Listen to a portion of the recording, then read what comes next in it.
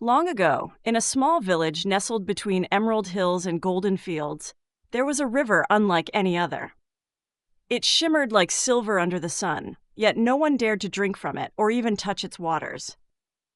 The villagers spoke in hushed tones about the curse of the Whispering River, for it was said that anyone who touched the water would vanish without a trace. Despite the warnings, every year, a few reckless souls dared to test their fate, and none ever returned. Some believed the river was home to a vengeful spirit, while others claimed it was an enchanted gateway to another world. No one knew the truth. One day, a young girl named Lila arrived in the village. She was an orphan, wandering from place to place, but she was clever beyond her years. When she heard the villagers' fearful whispers, she became curious. Instead of avoiding the river like the others, she sat by its banks, watching and listening. For days, she observed the water, the ripples, and the way the wind carried faint voices over its surface. But Lila was not afraid. She was intrigued. And then one evening, as the moon cast a silver glow over the land, she saw something strange. A shadow moved beneath the water, shifting and swirling as if it were alive. Then a voice, soft as a breeze yet heavy with sorrow, whispered, "Set us free." Lila's heart pounded. She had heard many ghost stories, but she had never encountered a spirit herself. She took a deep breath and asked, "Who are you?" The river sighed and a mist rose from its surface. Slowly, ghostly figures began to emerge. Men, women, and children, their eyes filled with longing. "We are the lost ones," they murmured. "Long ago, a cruel sorcerer cursed this river. He trapped our souls within its waters, and now we cannot leave.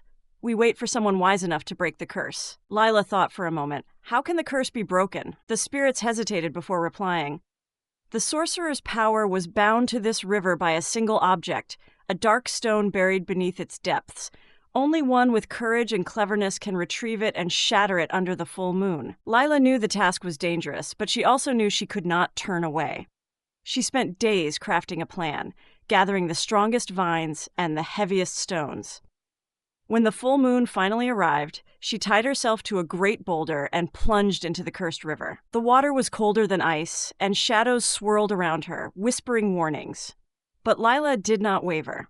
She reached into the depths, feeling through the silt and rocks, until her fingers touched something smooth and unnaturally cold, the dark stone. As soon as she grasped it, the water trembled, and the spirits let out an eerie wail.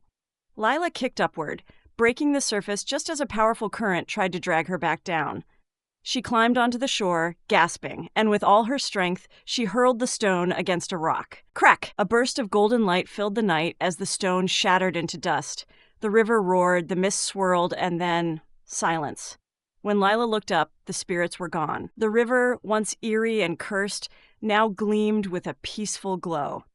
The next morning, the villagers found Lila sitting by the water's edge, unharmed. She told them what had happened, and from that day on, the Whispering River became a place of life and renewal. Lila, the clever girl who had broken the curse, was forever remembered as the hero of the village. And though many years passed, the river never whispered sorrow again, only the gentle songs of flowing water, free at last.